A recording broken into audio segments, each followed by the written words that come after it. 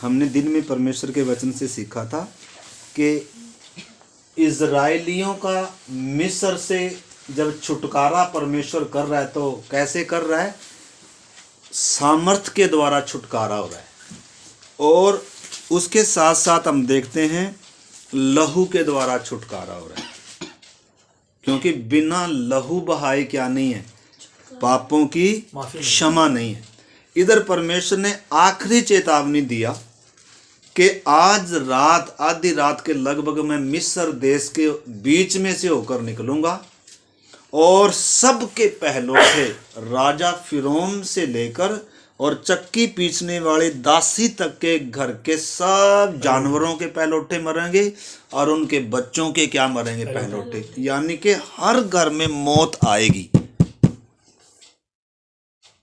हर घर में, पूरे मिस्र देश में पूरा मातम पसरेगा। लेकिन इजरायलियों पर कोई कुत्ता भी क्या नहीं करेगा? भौंकेगा नहीं। मैं परमेश्वर इस अपनी प्रजा को क्या करूंगा? मैं छुटकारा दूंगा। हालेलुया। और फिरौन की ताकत क्या है? तुम्हें रोक देगा। तो परमेश्वर क्या तरीका बता रहा है? देखो 12 अध्याय निर्गमन, आइए हम एक आयत से पढ़ेंगे। निर्गमन की किताब 12 अध्याय 1 वचन से।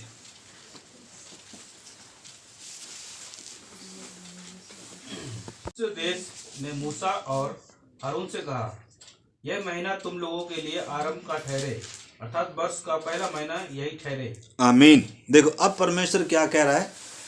देखो परमेश्वर इतना सामर्थी है, एक स्वर्गदूत भेजेगा, फिरौन को भी मार देगा और पूरे मिस्र को तबाह कर देगा और अपनी प्रजा को आराम से इधर ले आएगा। ले आ सकता है? हाँ। कर सकता है? कर सकता है। लेकिन परमेश्वर इधर क्या कह रहा है? इधर कुछ अलग विधि दे रहा है परमेश्वर। सबसे पहली बात तो इधर हमने देखा, लिखा है फिर यहोवा ने मिस्र देश में मूसा और हारून से कहा, यह महीना तुम लोगों के लिए आरंभ का ठहरे, अर्थात वर्ष का पहला महीना यही ठहरे। यानी कि अब परमेश्वर इनको एक नई जिंदगी की शुरुआत दे रहा है, एक नई शुरुआत दे रहा है। इनकी जिंदगी का एक नया अध्याय आरंभ हो रहा है। यानी कि अभी तक ये गुलामी में थे, अभी परमेश्वर इनको आजाद करने जा रहा है। असली जिंदगी इनकी अब शुरू होगी। इनको परमेश्वर बिल्कुल नया करेगा। इनके जीवन में अब किसी चीज की गुलामी नहीं होगी, किसी चीज की दास्तां नहीं होगी, किसी चीज का डर नहीं होगा। अब ये परमेश्वर की भलाइयों को, छुटकारे को, उसके उद्धार को क्या करेंगे? चखेंगे। अब इनके जिंदगी का परमेश्वर क्या दे रहा है? एक नया कैलेंडर दे रहा है। क्या कर रहा है? नया कैलेंडर, जनवरी महीना जैसे हमारा कैलेंडर है ये। यानी कि जिस दिन एक व्यक्ति के जीवन में यीशु मसीह आता है ना, उस दिन उस व्यक्ति का नई जिंदगी की शुरुआत होती है। उसकी आंखें खुलती हैं, उसकी बुद्धि खुलती है, उसकी समझ खुलती है, उसको मालूम चलता है। पहले अंधा था, अंधों के समान चलता था, अंधों के समान देखता था, अंधों के समान भिखारी था, अंधों के समान दूसरों पर आश्रित था। सच्चाई मालूम नहीं थी, खुद का मालूम नहीं था, देश दुनिया का मालूम, कुछ भी मालूम नहीं था, अंधकार था। लेकिन यीशु मसीह ने, देखो परमेश्वर कैसे उद्धार कर रहा है। अब अंधों के समान चलेगा ये? अंधे की अगर आंखें खुल गई, अंधों के समान चलेगा? अंधों की तरह चलेगा क्या? कभी नहीं चलेगा। लेकिन हमारी तो आंखें खुली, फिर भी पहले के समान ही चलेंगे। पहले के समान चल नहीं सकता। जिसके जीवन में यीशु ने काम किया है, जिसको मुक्ति मिल गई, जिसको छुटकारा मिल गया, वो पहले के समान जीवन नहीं जी सकता। क्यों? क्योंकि पहले गुलाम था, पहले सत्य मालूम नहीं था। पहले मैं क्या था? अंधकार में था, अज्ञानता में था, पाप का गुलाम था, शैतान का गुलाम था। उसने मेरी बुद्धि को, आंखों को अंधा करके रखा था। तो प्रभु जब मेरे जीवन में काम कर रहा है, जब छुटकारे का काम कर रहा है, पीछे बैठी मेरी आंटी जी, जब परमेश्वर छुटकारे का काम कर रहा है, तो फिर पहले के समान चल नहीं सकते हैं भाई साहब। पहले आप अंधकार में थे, अब आप अंधकार में चल नहीं सकते हैं। अगर अब आपकी आंखें खुल गई, अब आपकी समझ खुल गई, अब आपकी बुद्धि खुल गई, पहले तो इसको मानकर चल रहे थे यही सब कुछ है, अभी बोलो तेरा मैं किसको मानकर चल रहा था, ये तो परमेश्वर है ही नहीं है। परमेश्वर तो वो है, जिंदा परमेश्वर है। मतलब पहले जिनको आप जिस तरीके से, जिस ढंग से आप चलते थे, सोचते थे, अब वो तरीके आपके नहीं होंगे। यीशु मसीह धर्म नहीं बदलता, नाम नहीं बदलता, यीशु मसीह जीवन बदलता। हालेलुया। यीशु मसीह पाप की दलदल से, अभी हम गीत गा रहे थे, यीशु मुझको बचा लिया पाप की दलदल से, पाप की दलदल से खींच निकाला गंदगी से और लहू से क्या किया, साफ किया। मेरे अंधेरे जीवन को ज्योति में ला दिया। जब मैं पापों में अंधा था, यीशु ने मुझे क्या दी, आत्मिक आंखें दी। इसलिए क्या गा रहा है, दिन भर मैं क्या करूंगा, स्तुति गाऊंगा।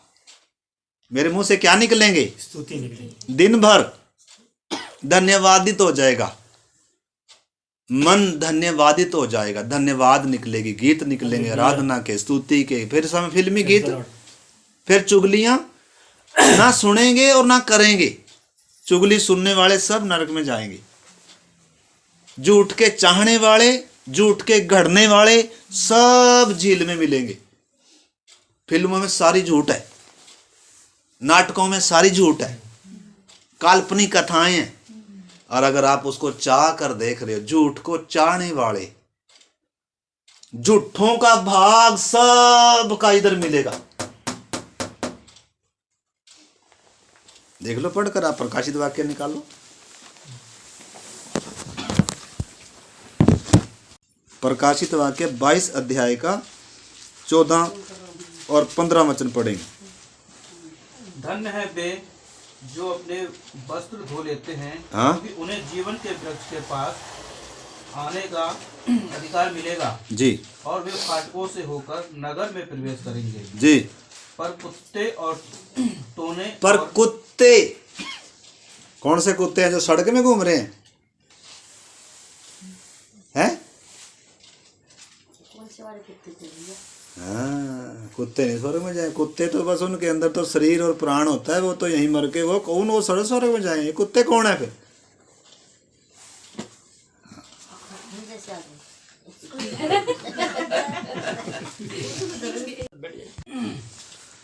पर कुत्ते और टोने और व्यभिचारी और हत्यारे और मूर्ति पूजक और हर एक झूठ का चाहने वाला और गढ़ने वाला बाहर रहेगा। हाँ, और अब 21 का, इसे दूसरे पेज पे इसी में है, 8 भी पढ़ो। किसका 8? परंतु डरपोकों और 7 भी पढ़ लो। 7 जो जय पाए वही इन वस्तुओं का वारिस होगा और मैं उसका परमेश्वर होऊंगा और वह मेरा पुत्र होगा। परंतु डरपोकों जो डरते हैं, और आपने समझना, इधर को जाए। जो डरपोक हैं, किसे डरते हैं? किसे डरना चाहिए बताओ? कि वचन में लिखा है उससे डरो जो शरीर समेत आपको इधर डाल सकता है, उससे डरो। जो आपके शरीर को घात कर सकते हैं, जो आपके शरीर को नाश कर सकता है, चाहे बीमारी हो चाहे लोग हो, प्रभु ने बोला उससे कभी नहीं डरना। किसे डरना चाहिए हमें? जीवित परमेश्वर का भय मानना चाहिए, इंसानों का नहीं। लिखा है डरपोक भी सारे किधर होंगे? इधर होंगे। आज बहुत सारे डर कर कलीसिया छोड़कर चले गए। विश्वासी क्या करेंगे बेचारे? एक चरवाहा कभी अपने झुंड को खाली छोड़कर जाएगा, जान देगा उनके लिए। यीशु मसीह सच्चा चरवाहा है, भेड़ों के लिए अपनी क्या दी है? जान दी है, नमूना दिया है। इस करके आपने समझना, इधर लिखा है डरपोकों और अविश्वासियों। अरे बोलो ना। और अविश्वासियों और घिनौनों और हत्यारों और व्यभिचारियों और टोनों और मूर्ति पूजकों और सब झूठ का भाग, झूठों का भाग उस झील में मिलेगा जो गंधक और आग से जलती रहती है। यह दूसरी मृत्यु है। यह है पाप की मजदूरी, मौत। इधर जाएंगे सब भाई साहब, ध्यान से सुन लीजिए। इधर दूसरे पेज पर हमने पढ़ा था, इसमें पढ़ा था, पर कुत्ते और टोने और व्यभिचारी और हत्यारे और मूर्ति पूजक और हर एक झूठ का चाहने वाला और घड़ने वाला सब का भाग इधर है। वो देखेंगे भी नहीं उधर। तो आप किसको चाहते हैं बताओ? सच्चाई के चाहने वाले हैं या झूठ के चाहने वाले? Praise the Lord. किससे डरने वाले हैं? परमेश्वर आपने समझना है, जो शरीर को नाश कर सकता है उससे ना डरो। न डरो। वचन में लिखा है, मत्ती में पढ़ा हूं या पढ़ा है आपने? पढ़ा होगा आपने। लिखा है, जो तुम्हारे शरीर को घात कर सकते हैं उनसे कभी ना डरना, परंतु उसी से डरो जो प्राण और आत्मा को शरीर समेत आपको नरक की आग में डाल सकता है। उससे डरना चाहिए। अगर वो आपके साथ है तो चाहे सारा संसार आपका विरोधी हो जाए, आपको डरने की जरूरत नहीं है। परंतु अगर वो ही आपके विरोध में है और सारे संसार को आप मित्र बना लो, तो उससे कोई लाभ है? नहीं। तो किसको मित्र बनाना चाहेंगे? किससे डरना चाहेंगे? किसकी आज्ञा मानना चाहेंगे? यही है अनंत जीवन। फिर ले लिया, उसके लिए देखो कीमत तो देनी पड़ेगी। कीमत तो देनी पड़ेगी। चौड़ा मार्ग तो क्या करना पड़ेगा? छोड़ना पड़ेगा। मिस्र तो क्या करना पड़ेगा? छोड़ना पड़ेगा। आपके लिए एक नया जीवन परमेश्वर ने रखा हुआ, प्रतिज्ञात देश परमेश्वर ने रखा, लिख कर गया है।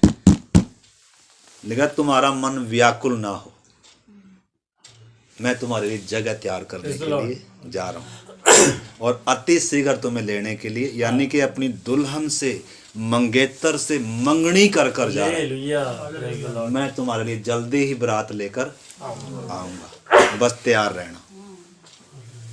तो जिसकी मंगनी हुई है, जिसका उद्धार हुआ है, उसी को, जो उसकी इंतजार कर रही है, जो पवित्र है, जो कुंवारी है, वो ही सिर्फ दुल्हन बनेगी। व्यभिचारी दुल्हन नहीं बनेगी, व्यभिचारिणी दुल्हन नहीं बनेगी। लिखा है, हे व्यभिचारिणियों, क्या तुम नहीं जानते संसार से मित्रता करनी तो परमेश्वर से क्या है? बैर है। किसके मित्र होना चाहेंगे बताओ? संसार के या परमेश्वर के? संसार फिर आपको क्या करेगा? देखो, अब एक का तो चुनाव आपको करना है। किसका चुनाव करेंगे? जो आपके लिए मरा है, जिसने आपके लिए खून बहाया है। चुनाव की बारी हमारी है। उसने अपना प्यार प्रकट किया है, अब बारी मेरी और आपकी है। ले लिया। लिखा है, जो जय पाएगा। तो इस करके मेरे प्यारे भाई बहनों, हमने समझना। तो आए हम अपने विषय में आते हैं। तो इधर जो हम निर्गमन की किताब 12 अध्याय हमने शुरू किया, पढ़ें उसको फिर से। निर्गमन की किताब 12 अध्याय। मिस्र देश में मूसा और हारून से कहा, ये महीना तुम लोगों के लिए आरंभ का ठहरे, अर्थात वर्ष का पहला महीना। हाँ, यानी कि अब परमेश्वर इनको एक नई जिंदगी की शुरुआत हो रही है। इनको अब नया, अभी तक इनके जीवन का कैलेंडर कुछ और था। अभी परमेश्वर इनको एक नई शुरुआत, यानी कि अब जिस दिन का छुटकारा हो रहा है, परमेश्वर इनको नई शुरुआत दे रहा है। आगे पढ़िए जल्दी से। लिखा है ना, तुम पहले क्या थे? अपने पापों में, अपराधों में क्या थे? फंसे हुए, मरे हुए थे। लेकिन तुम्हें क्या किया गया? जिलाया। उद्धार का मतलब है न केवल छुड़ाया गया, बल्कि जिलाए गए हैं। नया जन्म है। नए जन्म में हमने देखा था कई बातें हैं। उद्धार में कई बातें हैं। नया जन्म है, पाप से छुटकारा है, पापों की माफी है, परमेश्वर से मेल है, एक नया मनुष्य तब अंदर रचा जाता है, धार्मिक ठहराया जाता है, और उसका फिर आगे क्या होता है? पवित्रीकरण होता है, और फिर वो महिमा में महिमा पाना। यानी कि उद्धार में बहुत सारी बातें। उद्धार पा लिया, उद्धार पाते जाना है, उद्धार पाएंगे। कब? जब यीशु बादलों पर आए। हालेलुया। तो अगर पहला स्टेप ही नहीं हुआ तो दूसरा कहां से होगा, तीसरा कहां से होगा? है, बताओ, होगा? तो पहला स्टेप तो कम से कम क्या करो, लिखा है जो विश्वास करे और बपतिस्मा ले। ये लाल समुंदर है, ये बपतिस्मे की छाया है। तो अभी हम बपतिस्मे तक नहीं आए। बपतिस्मा पहले नहीं होता, आज बहुत सारे बपतिस्मा पहले ही दे देते हैं। अभी तक क्या नहीं किया। अब आंखें खोल कर इधर देखें, इधर देखो ना। अब आप ध्यान से विषय को समझना। आगे 3 वचन से पढ़िए ब्रदर। 3 वचन से। इज़राइल की सारी मंडली से इस प्रकार कहो, इसी महीने के 10वें दिन को तुम अपने अपने पितरों के घरानों के अनुसार घराने पीछे एक एक मेमना ले रखो। एक एक मेमना ले रखो। आगे। और यदि किसी के घराने में एक मेमने के खाने के लिए मनुष्य कम हो तो वह अपने सबसे निकट रहने वाले पड़ोसी के साथ प्राणियों की गिनती के अनुसार एक मेमना ले रखे। और तुम हर एक के खाने के अनुसार मेमने का हिसाब करना। तुम्हारा मेमना निर्दोष। अब इधर आपने बात को समझना। देखो, परमेश्वर सर्वशक्तिमान परमेश्वर है। स्वर्गदूत भेजकर इनको छुड़ा सकता है, अपनी ताकत से इनको छुड़ा सकता है। फिरौन की क्या मजाल, फिरौन तो घुटने टेक कर क्या हो जाएगा, खड़ा हो जाएगा और ये क्या करेगा, उनको जाने देगा। परंतु न केवल परमेश्वर ने अपनी सामर्थ को प्रकट किया, सामर्थ के द्वारा भी छुटकारा कर रहा है, लेकिन उसके साथ साथ इधर परमेश्वर क्या कह रहा है, एक मेमना ले रखो। मेमना क्या करो? तुम्हारा मेमना निर्दोष। तुम्हारा मेमना निर्दोष। तुम्हारा मेमना निर्दोष और 1 वर्ष का नर हो। और उसे चाहे भेड़ों में से लेना जी, चाहे बकरियों में से। और इस महीने के 14वें दिन तक उसे रख छोड़ना जी। और उस दिन गोधूली के समय इज़राइल की सारी मंडली के लोग उसे बलि करें। तब वे उसके लहू में से कुछ लेकर जिन घरों में मेमने को खाएंगे उनके द्वार के दोनों अलंगों। परमेश्वर, ये क्या कर रहा है तू? अरे मेमने की क्या जरूरत है? अरे तेरे पास स्वर्गदूतों की फौज है, तू तो सर्वशक्तिमान परमेश्वर है। तो क्या चक्कर में पड़ा हुआ? मेमना ले लो और ये ले लो और उसको बलि करो, तुम्हारा मेमना निर्दोष हो, और उसको वध करो और उसका ये करो। ये किसकी छाया है? यीशु मसीह की छाया। ये मेमना किसको दर्शाता है? यीशु मसीह। यीशु मसीह को दर्शाता है। आपके बदले किसी ने मरना पड़ेगा। बिना लहू बहाए पापों की क्षमा नहीं है। आपने अगर बचना है तो किसी ने आपके लिए मरना पड़ेगा, और वो निर्दोष होना चाहिए। हमने कल से वही सीख रहे हैं। यीशु मसीह कौन है? बाकी संपूर्ण मानव जाति आदम में से आई, परंतु वो क्या है? वो जो अनादि काल से है, जो पवित्र परमेश्वर है, वो कुंवारी के द्वारा देहधारी होकर आया।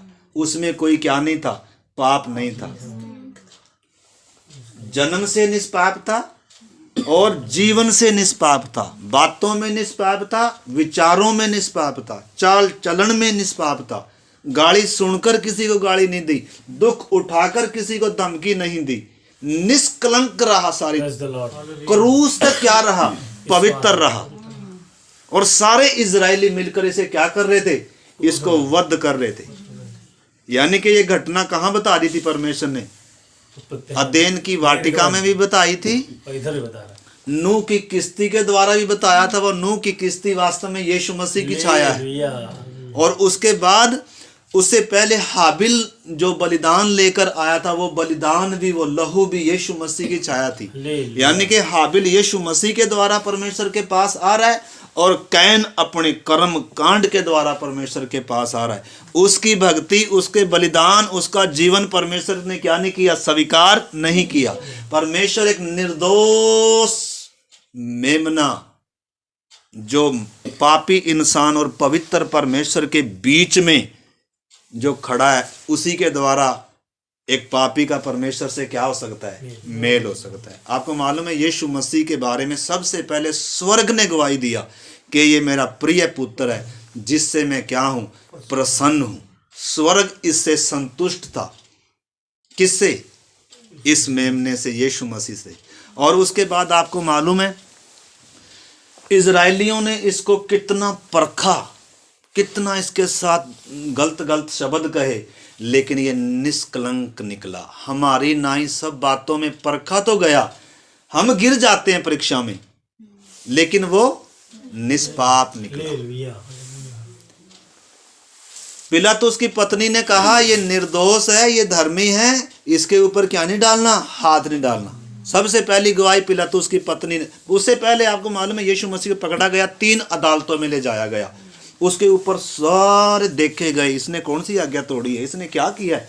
सारी अदालतों में बोला भाई मारे जाने के योग्य इसने कोई काम नहीं किया, ये निर्दोष है। पिलातुस की पत्नी ने कहा ये निर्दोष है, पिलातुस ने कहा ये निर्दोष है, इवन पकड़वाने वाले डाकू ने कहा ये निर्दोष था, मैंने पाप किया इसको पकड़वा कर, इसमें कोई दोष नहीं था। उस चोर ने कहा ये निर्दोष है। उस सिपाही ने जो क्रूस के नीचे खड़ा था कह रहा ये निर्दोष है, ये परमेश्वर का पुत्र है। यानी कि इतनी गवाही दी गई उसकी निर्दोषता की, उसके पवित्र होने की।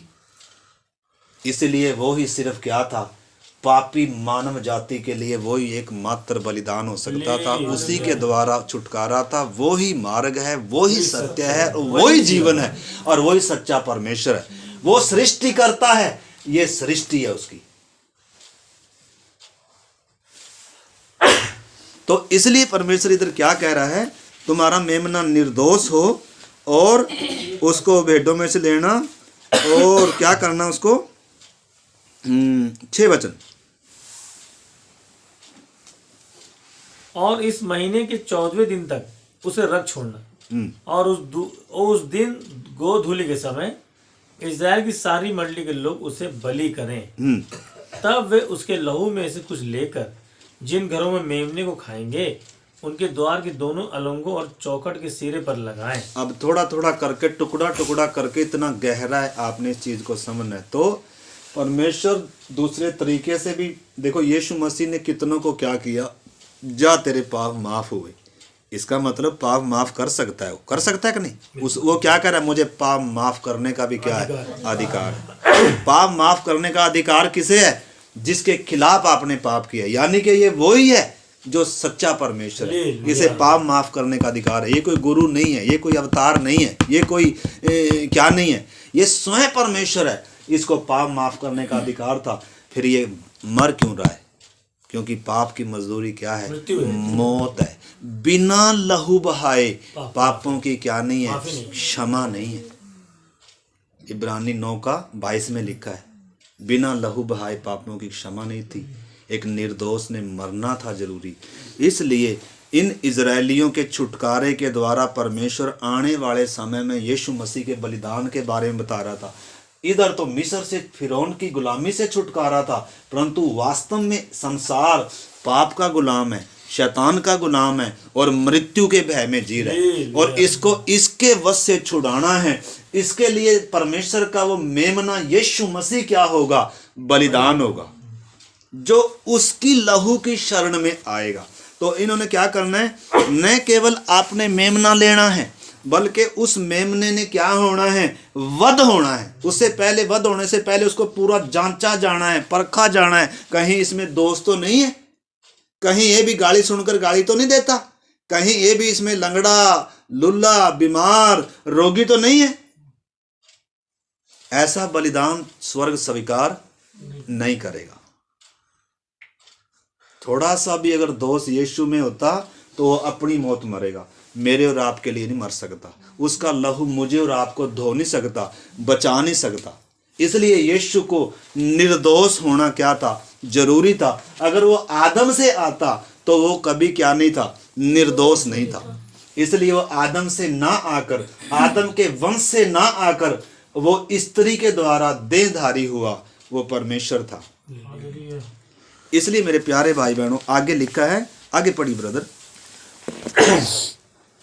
तब उसके लहू में से कुछ लेकर जिन घरों में मेमने को खाएंगे उनके द्वार के दोनों अलंगों और चौखट के सिरे पर लगाएं हम्म। और वे उसके मांस को हाँ बस अब आपने समझना है। तो मेमने को लेना काफी नहीं है, मेमने को क्या करना है, वध करना है। इसको मरना जरूरी है और इसके लहू को लेकर किधर लगाना है, अपने घर के बाहर चौखट पर लगाना है। चौखट पर क्यों लगाना है, पवित्र चौखट पर क्यों लगाना है? पहली बात तो ये कीमती है, पाँव में नहीं रौंदना है इसको, नीचे नहीं लगाना कहीं। दूसरी बात ऊपर लगाना है, बाहर लगाना है। बाहर क्यों लगाना है, सबको दिखना है। आपके विश्वास का प्रकटीकरण दुनिया ने देखना है। ले कोई लिया। दिया जलाकर खाट के नीचे नहीं रखता। हाँ हम सोचते हैं दुनिया हमें क्या ना जाने, विश्वासी ना जाने। भाई जो नगर पहाड़ पर बसा है वो छिप नहीं सकता। छिप सकता है क्या माता जी? नहीं छिप सकता। कोई दिया जलाकर खाट के नीचे, टोकरे के नीचे रखेगा? मूर्ख ही रखेगा। अरे भाई सामने रखेंगे दीवट पर, ताकि आने जाने वालों को क्या मिले, इससे रोशनी मिले। भाई आपको किधर रखेगा परमेश्वर? अंधेरे में रखेगा, संसार में रखेगा, ताकि आप क्या करें, यीशु मसीह के गवाह बने, यीशु मसीह की गवाही दें, ज्योति के गुणों को प्रकट करें, लोगों को बताएं यीशु ही उद्धार करता है, यीशु ही मार्ग है, यीशु ही सत्य है। क्या बताना है लोगों को? यीशु चंगा करने वाला करके नहीं। ये तो बहुत दुनिया बता रही है, किसी का उद्धार नहीं होगा, उससे उद्धार नहीं होगा। क्या बताना है? तो सबसे पहली बात, तुमने मेमना लेना है। उस कंडीशन क्या है? निर्दोष होना है। और अब तीसरी बात क्या है? उसने वध होना है। अब चौथी बात क्या है? लहू चौखट पर लगाना है। और लहू कौन देखेगा? आगे पढ़ो, तुम थोड़ा सा और पढ़ो।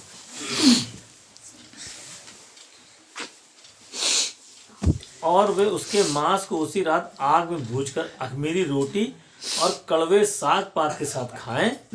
उसको सिर पैर एक मिनट उसको आप पढ़ें। 12 वचन पढ़े। क्योंकि उस रात को मैं मिस्र देश के बीच में होकर जाऊंगा। यानी कि तुम्हें जो मेमना वध होगा, जिसको लहू बहाना है, उसका लहू चौखट पर लगाना है।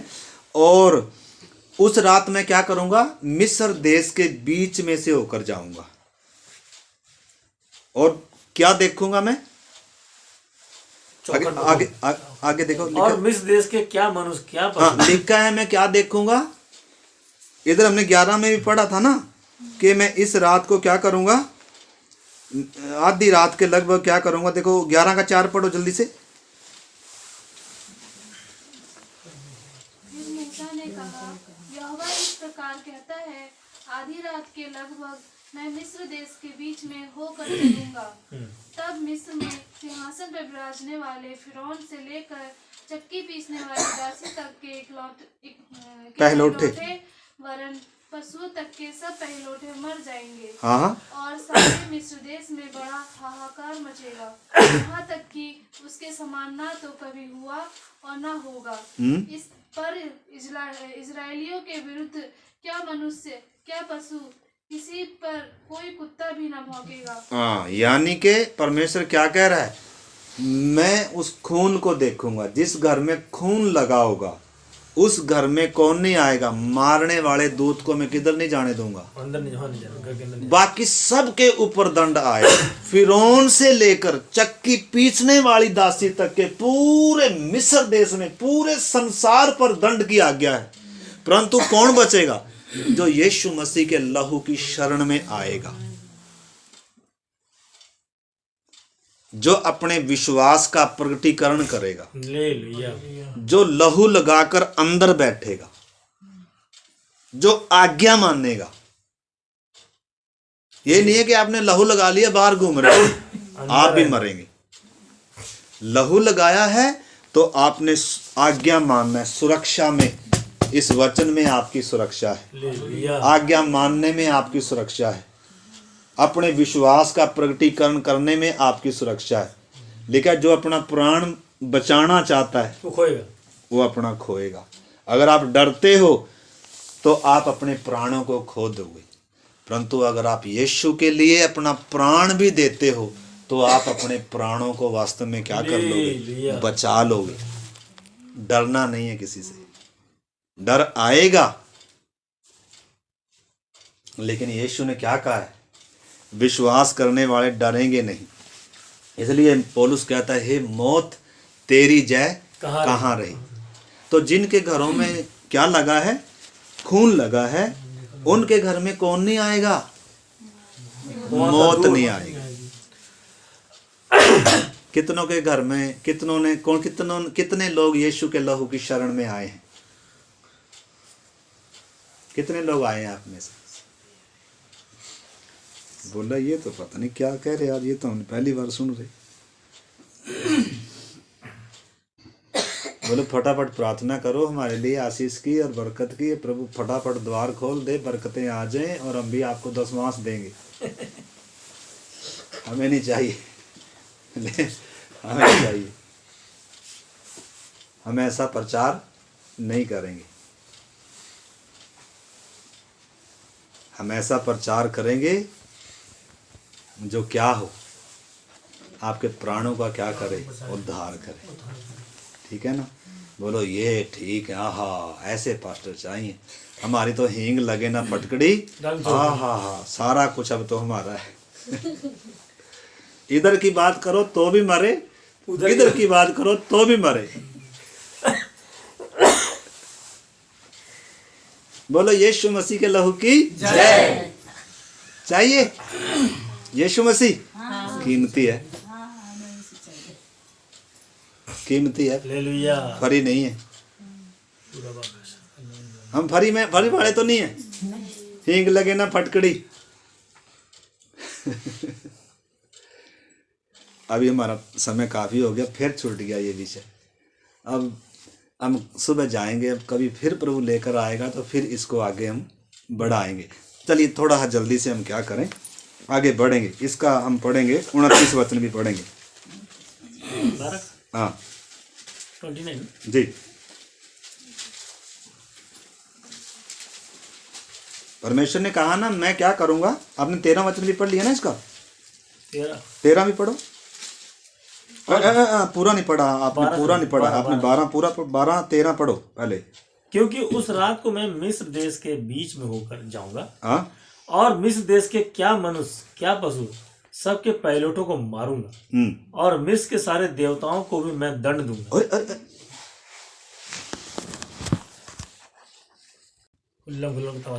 क्रूस पर कितनी बड़ी जंग जीती है यीशु मसीह ने। क्रूस पर दुनिया की नजर में यीशु मसीह का तमाशा बनाया गया, लेकिन वास्तव में तमाशा किसका बनाया है? इस संसार के ईश्वर का, प्रधानों का, अधिकारियों का। देखो आप जल्दी से पढ़ो कुलुसियों की पत्री 2 अध्याय और 13, 14, 15 वचन। 14-15 वचन पढ़े चलो। विधियों का वह लेख और विधियों का वह लेख जो हमारे नाम पर 13 भी पढ़ लीजिए भैया जी। उसने तुम्हें भी जो अपने अपराधों और अपने शरीर की खतना रहित दशा में मुर्दा थे उसके साथ जिलाया और हमारे सब अपराधों को क्षमा किया, हमारे सब अपराधों को क्षमा किया और विधियों का वह लेख जो हमारे नाम पर और हमारे विरोध में था मिटा डाला और उसे क्रूस पर कीलों से जड़कर सामने से हटा दिया और उसने प्रधानताओं और अधिकारों को ऊपर सिंहासन पर बैठे थे हमारे ये प्रधान, अधिकारी, अंधकार के हाकिम, दुष्टता की आत्मिक सेनाएं, शैतान, लूसीफर अपने सारा गुलाम बनाकर बैठा था हमें, अपने सारे पहरावे पहनाकर बैठा था हमें।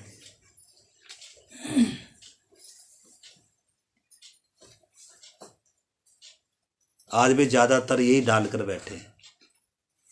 कहने के लिए तो पास्टर, कहने के लिए तो कलीसियां हैं, लेकिन संसार में ही है, अभी तक अलगदाई में आए नहीं है। प्रभु अलग करता है, प्रभु मिस्र में से निकालेगा। कोई समझौता हमने देखा, फिरौन 4 समझौते लेकर आया, कोई समझौता स्वीकार नहीं नहीं है। पूर्ण छुटकारा करेगा।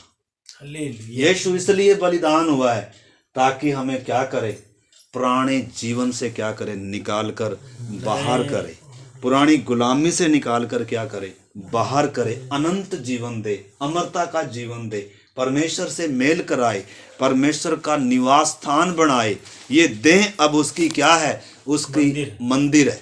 अब इस देह के द्वारा किसकी महिमा होगी, लूसीफर की महिमा नहीं होगी। अब हालेलुया। आप अपनी देह के द्वारा किसकी महिमा कर रहे हैं, लूसीफर की।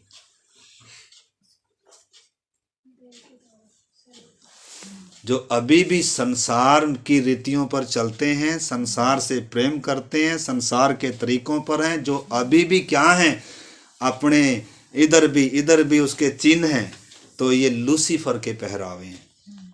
आदम हवा के पहरावे, इंसान के पहरावे नहीं है। तो आप अपनी देह के द्वारा किसकी महिमा करोगे। लिखा है, मैं तुम्हें परमेश्वर की दया स्मरण कराकर विनती करता हूं कि अपने शरीरों को जीवित, पवित्र और परमेश्वर को भावता हुआ बलिदान करके चढ़ाओ। अब ये शरीर आपकी महिमा के लिए नहीं है, आपको दिखावे के लिए नहीं है, आपकी मनमर्जी से अब आप इसमें कुछ भी कर नहीं सकते हैं। अब वो ही कर सकते हैं जिसके द्वारा परमेश्वर को महिमा मिलेगी। अब वो ही कर सकते हैं जो वचन इजाजत देगा, क्योंकि आपको किसी ने दाम देकर खरीदा है। अब आप अपने नहीं हैं, किसी ने प्राण दिए हैं, किसी ने लहू बहाया है, किसी ने अपना इकलौता पुत्र दिया है आपके छुटकारे के लिए, आपकी देह के छुटकारे के लिए भी। कई बार बोलते हैं अरे मन में है सब कुछ, शरीर नहीं, जो मन में है वही तो शरीर में दिखेगा, जो मन में है वही दिखेगा बाहर। तो इस करके लूसीफर के पहरावे थे ये, कौन से, सोने के, चांदी के, हीरे ज्वारात, किसके पहरावे थे, पढ़ाऊं या आपने पढ़ा पहले। आदम और हवा के कौन से पहरावे थे, इधर सुराग था हवा के अंदर, इधर सुराग था, इधर सुराग था। तो इधर भी, इधर भी, इधर भी, इधर भी, इधर भी, इधर भी, कोई तो इधर भी करते हैं, इधर भी करते हैं, कोई इधर भी करते हैं, इधर भी करते हैं। बाप ने भी किया, इधर किया, मम्मी पापा करा। तो वैसे बंद कर दो, निकाल दो। ये तो देखो क्या करना पड़ेगा भाई, ये तो आपको करना, तब तक हम आपको बपतिस्मा नहीं दे सकते, तब तक बपतिस्मा नहीं हो सकता जब तक आप शैतान के उन बातों को उतारते नहीं है, तब तक बपतिस्मा आगे चलकर, बपतिस्मा पहले नहीं है। पहले जब तक आप इसके लिए मरते नहीं है तब तक बपतिस्मा नहीं है। अगर लिया है तो वो बपतिस्मा नहीं है, धोखे में ना कोई रहे। बपतिस्मा नहीं है। बपतिस्मा उसी का होगा जो मिस्र के लिए मरेगा, जो पाप के लिए मरेगा, जो यीशु के लिए जीऊंगा कर जिसके अंदर क्या आएगा, समर्पण आएगा, उसी को बपतिस्मा दिया जाएगा और उसी का उद्धार होगा और वही अनंत जीवन में क्या करेगा, प्रवेश करेगा। बाकी नहीं। जो लोगों से डरते हैं, जो संसार को प्रिय जानते हैं, जो मिस्र छोड़ने के लिए तैयार नहीं है, उनके जिनको वो प्रिय नहीं है, जो परमेश्वर को इग्नोर कर दें। लिखा कोई दो स्वामियों की सेवा नहीं कर सकता। अगर आप संसार से प्यार कर रहे हो तो आप उससे नफरत कर रहे हो, अगर आप उससे प्यार कर रहे हो तो फिर आपके लिए ये क्या है, संसार अब आपको आकर्षित नहीं कर सकता। अगर करता है तो आपका अभी तक उससे क्या नहीं है, जिससे प्यार होना चाहिए उससे प्रेम नहीं है। अरे शरीर का प्यार इतना है, अपना सब कुछ को छोड़कर लड़की उसके साथ भागने के लिए भी तैयार हो जाती है और ना इज्जत देखती, ना बेइज्जती देखती, ना कुछ देखती है, चाहे जाते ही फ्रिज में टुकड़े टुकड़े कर कर लगा दे। वो नकली परिवार, शरीर का परिवार जो धोखा है, जो नकली है, उसके लिए अगर एक लड़की सब कुछ छोड़ने के लिए तैयार है, इसके सामने है कोई प्यार? इसके सामने हम कुछ भी सहने के लिए तैयार नहीं है, इसके सामने कुछ भी छोड़ने के लिए तैयार नहीं है, इसके लिए निंदा बदनामी सहने के लिए हम तैयार ही नहीं है। तो उद्धार होगा तो सच्चा प्यार है क्या? ये सच्चा प्यार नहीं है भाई जी। सच्चा प्यार सबूत देगा। यीशु ने कहा जो मुझे प्यार करता है तो मेरी आज्ञाओं को माने। इसको मानेगा। तो इसको मानने के लिए तैयार है? इससे बाहर अगर मैं बता रहा हूं तो आप इसी समय मुझे क्या कर देना, रोक देना कि आप इसके बाहर बता रहे हैं। तो किन का उद्धार होगा? जो परमेश्वर की आज्ञा। तो इधर क्या लिखा है देखो, दोबारा से पढ़िए उसका। हमने 13 भी पढ़ा ना।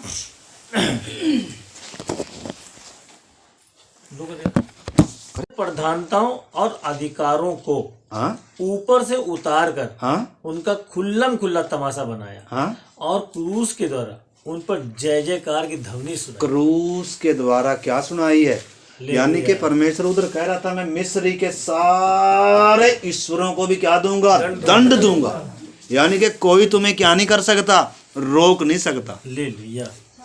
आपको मालूम है यीशु जब जीवन में आता है ना, घर के सारे थर थर कांपते हैं। कौन? जो अधिकार जताते थे, जो क्या कर रहे थे, हमें गुलाम बनाकर रखा था, हर दिन क्या लेते थे, जो महिमा लेते। हाँ, क्रूस के द्वारा क्या किया है परमेश्वर ने? आपको तो मालूम नहीं क्रूस पे हुआ क्या है। आपको मालूम है क्रूस पे क्या किया परमेश्वर ने? जितने भी आपके ऊपर हुकूमत करते थे पीढ़ियों से, जो आपके घर में गढ़ बनाकर बैठे थे ना, जो बुद्धि को सील कर कर बैठे थे, क्रूस के द्वारा सब की क्या करी है? उनकी सारी प्रधानताओं को क्या किया है? खुल्लम तमाशा बनाया यीशु ने। मैं अपने बनाए इंसान को मैं छुड़ाऊंगा। कीमत में है शैतान, तेरी हिम्मत है? परमेश्वर ने शुरू में बोला था उत्पत्ति में, स्त्री का वंश आएगा और शैतान के सिर को क्या करेगा? कुचलेगा। भले ही उसको मरना पड़ेगा, भले ही सांप उसकी हड्डी को डसेगा, उसे मंजूर है ये मृत्यु, लेकिन शैतान की गुलामी से, पाप की गुलामी से इंसान को क्या करेगा? वो छुड़ाएगा। जान देकर सबूत देगा अपने प्रेम का, और विश्वासी भी जान देकर सबूत देगा उसके अपने प्रेम का।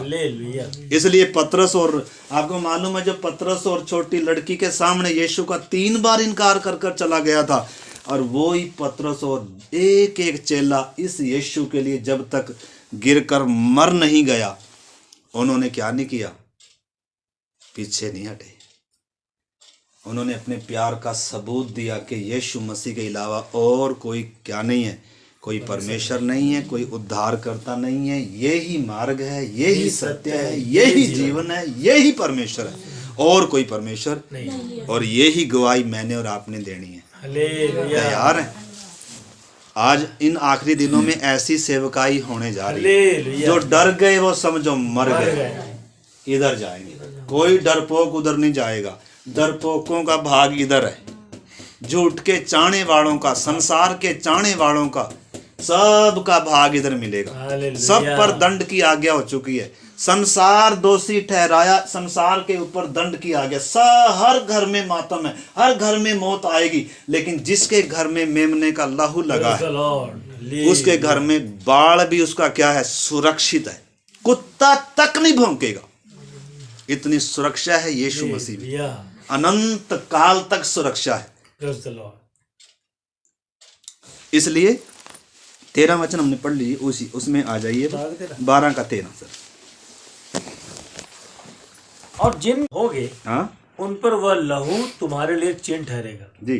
अर्थात मैं उस लहू को देखकर तुमको छोड़ जाऊंगा। हाँ। और जब मैं मिस्र देश के लोगों को मारूंगा तब वह विपत्ति तुम पर ना पड़ेगी। हाँ? और तुम नष्ट ना होगे। हाँ। और वह दिन तुमको स्मरण दिलाने वाला ठहरेगा। हाँ, तो इधर हम देखते हैं कि परमेश्वर ने मेमने के द्वारा, लहू के द्वारा इनका क्या कर रहा है?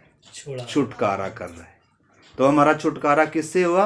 सोने चांदी से नहीं हुआ, नासवान वस्त्रों से नहीं हुआ, कोई स्वर्गदूत नहीं भेजा। परमेश्वर भेज सकता था, परमेश्वर और तरीका अपना सकता था, लेकिन पाप की मजदूरी मृत्यु थी। हमारे बदले किसी ने मरना था, वो निर्दोष होना चाहिए था, उसका लहू बहाना चाहिए था, और तब परमेश्वर का क्रोध ठंडा होगा, तब नाश करने वाले को हमारे ऊपर आने नहीं देगा। लेकिन जिन्होंने उसके लहू की शरण में नहीं आए, उनके ऊपर पक्का क्या है, वो पक्का नाश हो जाएंगे। उनके घरों में मातम होंगे, उनकी मंजिल मातम में होगी, उनका अंत इधर होगा जहाँ दांतों का पीसना और जहाँ क्या होगी।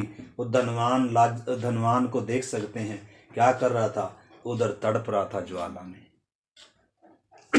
इस करके मेरे प्यारे भाई बहनों, हमारी आंखें खुल जाएं, जिनको नींद आ रही आंखें खुल जाएं। इधर जा रहे हैं,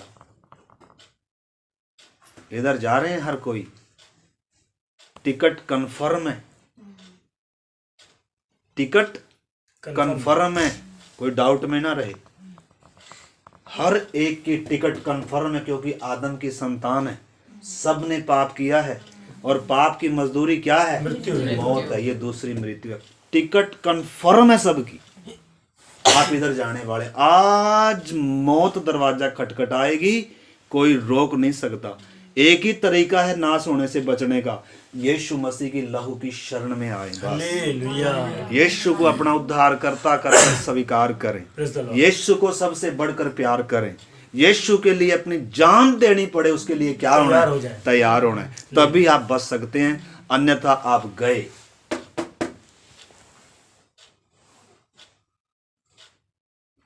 ये सच्चा सुसमाचार है, मैं अपने पास से नहीं बता रहा।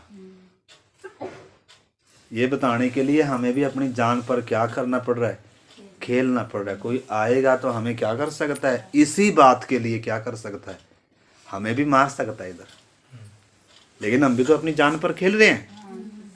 तो आपने भी क्या करना होगा, आप अपनी जान बचा नहीं सकते। जो जान बचाएगा वो उसे खो देगा। यीशु ने साफ कहा है, यदि तुम सारे संसार को प्राप्त कर लो, अपनी जान खो दी तो उससे क्या लाभ। लेकिन अगर आपने सारा कुछ खो दिया, अपने प्राण बचा लिए, तो आपने सब कुछ, उधर आपका मैं क्या करूंगा, इंतजार। स्वर्ग हमारा इंतजार कर रहा है। इधर भी इंतजार हो रहा है, इधर जाने वालों का इधर इंतजार हो रहा है, और उधर जाने वालों का उधर इंतजार हो रहा है। तैयारियां चल रही हैं।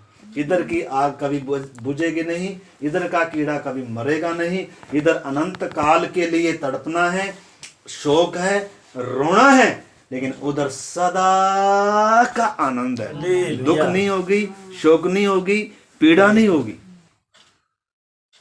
जाति जाति का हुल्लड़ नहीं होगा, सदा का आनंद सिरों पर होगा।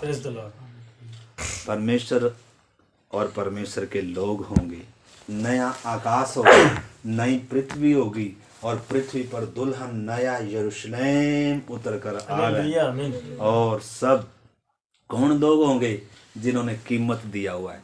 पिता ने कीमत दिया, पुत्र ने कीमत दिया, पवित्र आत्मा ने कीमत दिया, कलीसिया ने, हर एक विश्वासी ने क्या दिया है, इस सत्य के लिए क्या दिया है, कीमत दिया है।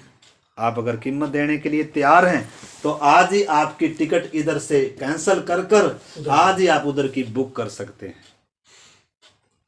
करनी है किसी ने, देख लो, महंगी है। एसी की अगर टिकट कटवानी हो, कितने की है, कितने की है। हमें फ्री में स्वर्ग चाहिए, फ्री में चाहिए हमें। हमें बाइबल भी कोई फ्री में दे जाए। कहीं तो यही सोचते हैं बाइबल भी पास्टर ही दे जाए, और सारा कुछ खर्चा खुर्चा सब कौन ही कर दे, पास्टर ही कर दे, और सारा कुछ यीशु ही कर दे, मुझे कुछ करने की जरूरत, प्रभु सारा कुछ तो ही कर दे, मेरे से तो कुछ नहीं होता, मैं तो बीमार हूँ प्रभु, मैं तो क्या करूं बच्चा। ओ प्रभु जी, और घर के ये है, घर की वो है, टाइम ही नहीं है सारा दिन काम से प्रार्थना करने का भी। हमारी दशा ये है भाई, स्वर्ग भी फिर आपके लिए नहीं है। प्रभु बोलेगा मेरे पास भी आपके लिए टाइम नहीं है। आपके लिए अगर मेरे लिए टाइम नहीं है, तो मेरे पास भी आपके लिए टाइम नहीं है। तो समय ज्यादा हुआ, क्या करें, अभी बहुत कुछ है, करें प्रार्थना। तभी आए तो फिर इंतजार किस बात का है। अगर उसने हमारे लिए इतना सहा है और हमारे लिए तो लिखा है, ये तो पल भर का हल्का सा क्लेश है क्लेश। उस अनंत जीवन के सामने इस समय के क्लेश दुख कुछ नहीं। कष्ट क्लेश निंदा बदनामी कुछ भी नहीं है, बल्कि हमारे लाभ के लिए है। हम भी हिस्सा डाल रहे हैं, हालेलुया, हम भी दुख उठाएंगे तो उसके साथ महिमा प्रेज द पाएंगे। लॉर्ड, आमीन। अगर इस समय हम बचेंगे, दुख निंदा बदनामी से अगर शर्माएंगे, लिखा है जो इस व्यभिचारी पीढ़ी के सामने मेरे और मेरे वचन से मेरी बातों से लज्जाएगा तो मैं भी उस दिन क्या करूंगा, इनसे लज जाऊंगा, मैं भी इनको पहचानूंगा नहीं। आज जो क्या करेगा, जो मेरे लिए अपने प्राण देगा, जो मेरे लिए कुछ छोड़ेगा, उसे 100 गुना प्रतिफल दिया जाएगा। अगर आज आप प्रभु के लिए दरवाजे बंद कर लोगे तो स्वर्ग का दरवाजा भी आपके लिए बंद हो जाएगा। आज आप मन खोल लोगे तो स्वर्ग आपके लिए खुला हुआ है। Praise the Lord. क्या पसंद है बोलो, आपको क्या चाहिए बोलो, आपको स्वर्ग चाहिए, ये सुनी चाहिए। स्वर्ग हमें कितने लालची हैं, हमें स्वर्ग चाहिए। अरे स्वर्ग वाले को कीमती समझो, स्वर्ग को नहीं। स्वर्ग उसके बिना स्वर्ग नहीं है। इस करके मेरे प्यारे भाई बहनों, अभी बहुत कुछ है सिखाने के लिए। इस करके सबसे पहली बात तो क्या थी, इन्होंने मेमना लेना सिर्फ नहीं है, मेमने में वध होना है। वध होना सिर्फ नहीं है, उसका लहू चौखट पर लगाना है। चौखट पर लहू लगाना सिर्फ नहीं है, इन्होंने अंदर बैठना है। अंदर बैठना सिर्फ नहीं है, अब आया असली बात। अब क्या करना है, इसलिए थोड़ा मरा के मिस्र में बैठे रहो। आज रात क्या करना है, तैयारी करना है मिस्र छोड़ने की। आज रात मिस्र छोड़ने की क्या करनी है, तैयारी। मेमना इसलिए वध नहीं हुआ तुम मिस्र में बैठे रहो। मेमना इसलिए वध नहीं हुआ कि संसार में बैठे रहो, संसार से प्यार करो। वो इसलिए वध हुआ ताकि तुम्हें संसार में से चुनकर इससे क्या करे, अलग करे। इसलिए क्या करना है, पढ़ो थोड़ा सा उसका, बस अभी प्रार्थना कर रहे हैं। 7 वचन। तब वे उसके लहू में से कुछ लेकर जिन घरों में मेमने को खाएंगे, उनके द्वार के दोनों अलंगों और चौकों के सिरे पर लगाएं, और वे उसके मांस को उसी रात आग में भूनकर अपनी रोटी और कड़वे साग पात के साथ खाएं। अभी इधर देखना भी उसको सिर पैर और अतड़ियों समेत आग में भूनकर खाना, कच्चा या जेल में कुछ भी पकाकर ना खाना, और उसमें से कुछ भी सवेरे तक ना रहने देना, और यदि कुछ सवेरे तक रह भी जाए तो उसे आग में जला देना। और उसके खाने की यह विधि। खाना कैसे है, ये मेमना यीशु मसीह की छाया है। ये थोड़ा सा भी इसमें क्या नहीं कर सकते, लापरवाही नहीं कर सकते। इसमें विधि दिया है, इसको कब वध करना है, कब लगाना है, कब खाना है। कच्चा नहीं खाना, उबाल के नहीं खाना, लेग पीस नहीं खाना, सिर पैर आंतड़ियों समेत खाना है, पहले भूंजना है। ये सब गहरे विषय हैं, हालेलुया, उपदेश है ये। आज लोगों को क्या किया जा रहा है, लेग पीस दिया जा रहा है, यानी कि आंतड़ी खाने के लिए नहीं, सीधी खाने के लिए नहीं, पाँव खाने के लिए। तो सोएगा, सो जाएगा ना, जो घोड़े पे। यीशु ने क्या कहा था, यीशु के पीछे यूहन्ना 6 अध्याय में मैंने बताया, यीशु के पीछे बहुत बड़ी भीड़ थी। यीशु को राजा बनाने के लिए भी तैयार हैं, यीशु को प्रभु बनाने के लिए भी तैयार हैं। लेकिन जब यीशु ने कहा ना, भाई नासमान भोजन के लिए क्यों परिश्रम कर रहे हो, उस भोजन के लिए परिश्रम करो जो अनंत जीवन के लिए ठहरता है। और वो भोजन कौन है, वो रोटी वो है जो स्वर्ग से उतर कर लोगों को क्या देती है, जीवन देती है। और वो रोटी मैं हूँ। फिर कह रहा, जब तक मेरा मांस ना खाओ तुम में अनंत जीवन। आपको मालूम है, ये बात सुनने के कारण सारी भीड़ छोड़कर उसको चली गई। 70 चेले भी छोड़कर चले गए। लेकिन यीशु मसीह को कोई परवाह, चाहे सारे चले जाओ उसको कोई परवाह नहीं, चाहे हम भी चले जाएं उसको कोई परवाह नहीं है। वो अपने स्टैंडर्ड को क्या नहीं करेगा, कम नहीं करेगा। जिसके कान हो वो सुन ले। जो कोई मेरे पीछे चलना चाहता है, पहले बैठकर क्या कर लो, हिसाब जोड़ लो। चल पाएगा उसके पीछे, चल पाएंगे, हिसाब जोड़ लो। आज बपतिस्मा लेने के लिए तैयार हैं, देखकर हाँ, वरना हिसाब जोड़ लो। हिसाब जोड़ लो। मौका दे रहा है प्रभु। कह रहा है यदि कोई मेरा चेला होना चाहता है, अपना इनकार करना पड़ेगा, अपनी सलीब उठानी पड़ेगी, अपने प्रियों को अप्रिय समझना पड़ेगा, संसार को छोड़ना पड़ेगा और मेरे पीछे चलना पड़ेगा। हालेलुया। तैयार है?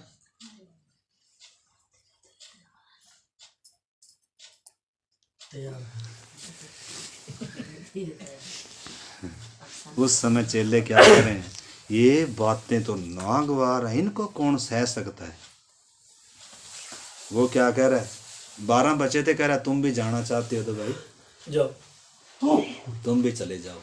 पतरस ने क्या कहा, प्रभु किसके पास जाएं, अनंत जीवन की बातें तो तेरे पास, तेरे ही पास है, हम तुझे छोड़कर कहाँ जाएं। तो यीशु के पीछे वो ही चल पाएगा जिसको अनंत जीवन की कीमत मालूम है, जिसको यीशु की कीमत मालूम है। जिसको यीशु की कीमत मालूम नहीं है, जिसको इसके प्रेम की कीमत मालूम नहीं है, जिसको क्रूस की गंभीरता मालूम नहीं है, क्रूस पे किया क्या है, जिसको ये मालूम नहीं मैं कितना पाप के गड्ढे में था, मैं कितना गुलाम था, मैं कैसे परमेश्वर का शत्रु था, मैं क्रोध की संतान था, मैं जन्म से परमेश्वर का बैरी था, मैं अपने शरीर और मन की इच्छाओं को पूरी करने वाला था और मेरे ऊपर दंड की, नरक की दंड का आज्ञा थी, नरक का दंड मेरे ऊपर था। यीशु मसीह मेरे लिए मरा है। अगर किसी को ये बात मालूम नहीं है, ये बात समझ में नहीं आएगी, तो वो कभी भी यीशु मसीह के पीछे तो चल नहीं सकता। आपको कीमत अदा करनी पड़ेगी, तभी स्वर्ग है। स्वर्ग कीमती है, स्वर्ग परमेश्वर के प्रेमियों का है। बस छुट्टी कर रहे हैं अभी। घर में जाकर क्या करना, घर में जाकर प्रार्थना करना। अगर आज आपको ये सुना हुआ वचन अगर आपको समझ में नहीं आया, तो फिर आपकी टिकट इधर है, कन्फर्म है। बिस्तर लगा हुआ नहीं मिलेगा वहां, रजाई नहीं मिलेगी, कूलर लगा हुआ नहीं मिलेगा, पानी नहीं मिलेगा उधर। क्या मिलेगा उधर? हम तो ऐसे बोल रहे थे तैयारी। अरे उसको धनवान की जरा तस्वीर देखो, उसमें लूका 16 अध्याय में फिर कह रहा है, हे पिता अब्राहम लाजर को भेज दे, मेरा परिवार भी इधर ही आने वाला है। कह रहा भाई इधर से कोई नहीं निकल सकता, उनके पास ये है। इसको पढ़े, इसको समझे और बच जाएं। हालेलुया। कोई चमत्कार दिखाया नहीं जाएगा। आप चमत्कार की खोज में तो नहीं है, प्रभु मुझे ये कर, मुझे ये कर। अगर ये आपको इस चीज ने आपकी आंखें नहीं खोल ली, क्रूस की कथा पर आपको विश्वास नहीं है मेरे प्यारे भाई बहनों, अगर आपको इस बाइबल पर विश्वास नहीं है, तो चमत्कार दिखाने से भी आपको विश्वास नहीं आएगा। कल को फिर बोलोगे एक और बड़ा चमत्कार दिखा। इजरायलियों ने 10 चमत्कार देखे थे, चमत्कारों के द्वारा उनका उद्धार नहीं हुआ, मेमने को वध होना पड़ा। और अब बात क्या है, अभी हम खत्म कर रहे हैं क्योंकि सुबह हम चले जाएंगे। मैं इधर आपको छोड़कर जा रहा हूँ, कभी फिर प्रभु हमें लेकर आया तो इधर से ही शुरू करेंगे, तभी बपतिस्मा होगा, उससे पहले बपतिस्मा स्वीकार नहीं है। लिखा है जो विश्वास करे और बपतिस्मा ले उसी का, क्योंकि बपतिस्मे तक फिरौन इनका क्या करेगा? पीछा करेगा। अगर जब तक आप बपतिस्मा नहीं लेते तब तक उसी के गुलाम है। छोड़ेगा नहीं, हो खींच के संसार में ले जाएगा, खींच के संसार में ले जाएगा। जब तक बपतिस्मा नहीं होगा, जब तक मिस्र नहीं छोड़ेंगे, जब तक मेम। अच्छा अब क्या है देखो, इधर थोड़ा सा पढ़ लीजिए, बस खत्म कर रहे हैं। 12 का 8 से पढ़े थे ना, हमने पढ़िए 8। और वे उसके मांस को उसी रात आग में भूनकर अख़मीरी रोटी और कड़वे साग पात के साथ खाएं। देखो इसमें अलग अलग बातें हैं। सबसे पहली बात तो वो जिसका लहू बार लगा है ना, या वो मेमना जो मरा है ना, जिसकी मौत ने तुम्हें नाश होने से बचाया, जिसके लहू ने आपको परमेश्वर के न्याय से बचाया, जब बाकी सबके घर में मातम है, आपको उसने सुरक्षित कर लिया।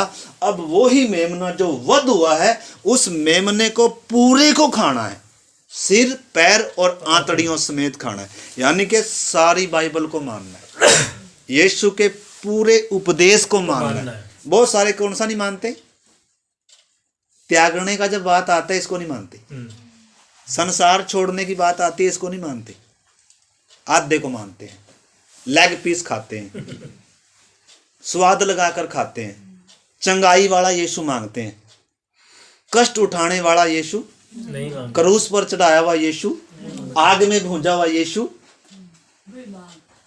इसको ज्यादा लोग चाहते, इसको ज्यादा लोग पसंद, नहीं करते। ये सुसमाचार को ज्यादा पसंद, इसके पीछे भीड़ नहीं होगी। भीड़ किसके पीछे होगी? जो बोलेगा संसार भी तो चाहिए, संसार को, संसार कैसे छोड़े हो, संसार भी तो चाहिए, संसार क्या कहेगा भाई? संसार की चिंता है तो फिर यीशु मसीह की चिंता, यीशु मसीह के लिए हम नहीं, हम या तो देखो संसार को चुनाव कर लो या यीशु का चुनाव कर लो।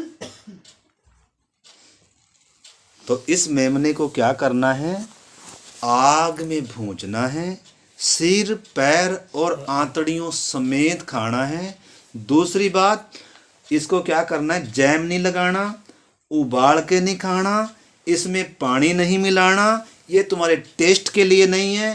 एक मेरी रोटी से खाना, कड़वे साग पात के साथ खाना, और खाने से पहले पाँव में जूती डालो। डाल लीजिए जूती आज, क्योंकि अभी सफर है आपका, हालेलुया। मिस्र छोड़ना है। जूती डालना क्या दर्शाता है? छोड़ना सफर है, आज से आपका सफर आरंभ है अपने घर के लिए। हालेलुया, आज से धरती पर आप परदेसी और यात्री हैं संसार। Hallelujah, praise the Lord. आज से संसार आपका नहीं है, एक ने आपको चुन लिया, दाम देकर खरीद प्रेज़ द लिया। लॉर्ड, आमीन। अब जूती डालें। दूसरी बात, हाथ में क्या लें? लाठी लें। तीसरी बात, कमर को क्या कर कस लें? लें। बांध लें। तैयारी से खाना है, इसको वो ही खाए। यीशु उसी के लिए है, पहले जो जूती डालेगा, प्रेज़ द लॉर्ड। पहले जो कमर कसेगा, पहले जो हाथ में लाठी लेगा, जो मिस्र छोड़ने के लिए आज रात तैयार है। बहन जी खत्म कर रहे हैं, बस कहाँ चले गए थे? इसको वो ही खाए, बाकियों के लिए नहीं है। ये जैम लगाकर नहीं खाना नहीं है, ये मना है। ऐसे नहीं खाना है, इसको पूरा का पूरा खाना है। मिस्र छोड़ने वाले से खाएं सिर्फ। जूती डालने पहले आज ही, कमर बांधने पहले आप ही, हाथ में लाठी लें और कड़वे साग पात, यानी कि संसार आपको कड़वा लगना है, संसार के रीति रिवाज आपको कड़वे लगने हैं। एक खमीरी रोटी से, मतलब खमीर हटाना है घर में से, सारा खमीर हटाना है, सारा खमीर। थोड़ा सा खमीर पूरे गूंथे हुए आटे को क्या करेगा? खमीर कर देगा। खमीर दर्शाता है पाप को। आपके मोबाइल में अगर कोई गंदी फिल्म है या कोई फिल्मी गीत है या कोई कुछ भी है, ये खमीर है आपके लिए। इस खमीर को हटाना है।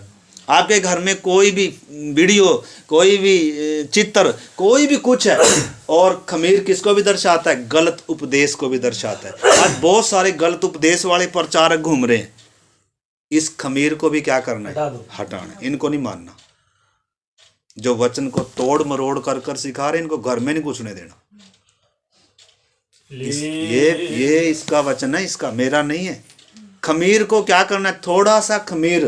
खमीर गलत शिक्षाओं को भी दर्शाता है, खमीर पाप को भी दर्शाता है, खमीर संसार के साथ जो समझौते का जीवन है उसको भी दर्शाता है। पूरे जीवन को क्या कर देगा? खराब कर देगा। अगर आप खमीर हटाने के लिए तैयार हैं और इसको पूरे के पूरे को खाने के लिए तैयार हैं, तो आज रात आपको कमर बांधनी होगी, लाठी हाथ में लेनी होगी और इसको फुर्ती से खाना होगा। मिस्र छोड़ने के लिए खाना है सिर्फ ये। जो इस हिसाब से खाएगा उसके लिए परमेश्वर ने रखा है अनंत जीवन। उसके लिए रखा है प्रतिज्ञात किया हुआ देश, प्रतिज्ञात देश, दूध और मधु का। जयवंत मसीह जीवन को भी दर्शाता है और इसके बाद अनंत जीवन है। अगर ये वचन समझ में आया हो, आइए प्रार्थना करें। धन्यवाद।